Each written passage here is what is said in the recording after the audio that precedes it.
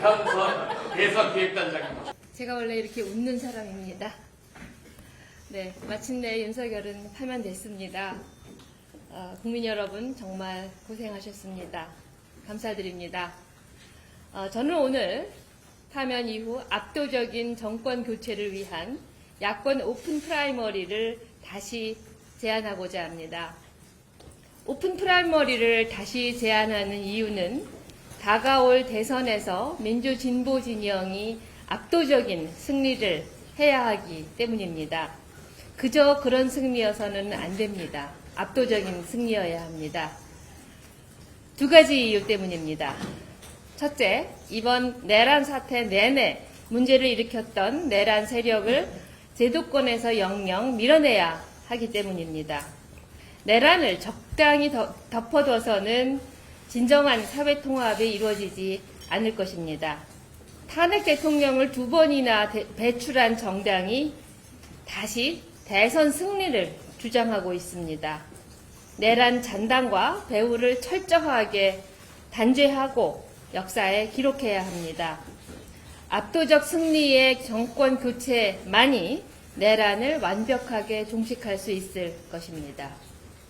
둘째, 빛의 광장에서 분출된 사회 대개혁 요구를 새로운 다수연합 민주정부가 받아 안아야 하기 때문입니다. 내란에 반대하고 탄핵에 찬성했던 국민 모두가 야권을 압도적으로 지지하지는 않고 있습니다.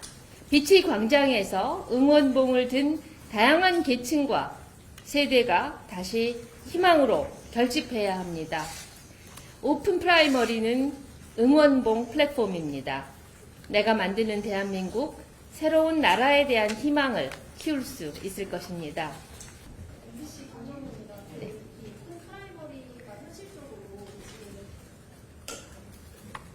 독일에서는 기간을 생각하면 현실적으로 좀 너무 기간이 짧게 나는 거 아니냐 이런 지적도 있는데 현실적으로 오픈 프라이머리를 어떻게 구상을 하고 있습니까? 좀 더 구체적인 문제에 대해서는 사무총장께서 답변을 드려도 되겠습니까? 그 오픈 프라이머리가 2017년에 약간 변형된 전태지만 2017년에 민주당 경선이 국민참여선거인단을 모집하면서 당원과 같이 했던 그 경선을 했었습니다. 그래서 물리적으로 불가능하다는 주장은 2017년을 돌이켜보면 충분히 가능하다는 걸 잘 아실 거고요. 두 번째는 민주당이 각종 경선 일정을 지금 아마 오늘 내일 중에 발표할 거라고 생각하는데 그 일정에 같이 가면 됩니다. 그러니까 민주당만의 경선이 아니고 거기에 모든 정당들이 같이 들어가서 하는 일정이기 때문에 저는 뭐 일정상 어려움이 있다 이런 거는 좀 사실을 좀 왜곡한 거거나 아니면 조금 이해가 부족한 거 아닌가 이렇게 생각합니다. 예, 다음 질문 받겠습니다.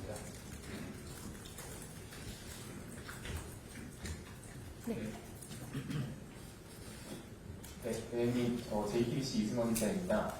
그 민주당에서 나오는 얘기로는 당 지지율의 격차가 크기 때문에 우리가 동등한 조건에서 이렇게 오픈 프라이머리를 하는 것이 부적절할 수 있다 이런 얘기도 지금 민주당에서 나오고 있는 걸로 알고 있는데요.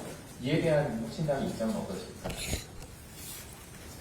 말씀하시죠. 동등한 지지율, 그게 지지율 격차가 크기 때문에 네. 오픈 프라이머리라는 형태로 하는 게 부적절하다. 민주당에서 이런 얘기가 나오고 있거든요. 여기에 대해서는 어떻게 생각하시는지. 그 부분은 제가 답변 드린 게 맞을 것 같은데 역대 대선에서 그렇다고 하면 왜 대선 후보 단일화를 하는지 특히나 이번 대선은 민주당의 승리가 예상된다고 하지만 압도적 승리냐 아니면 작은 승리냐의 차이는 있을 겁니다.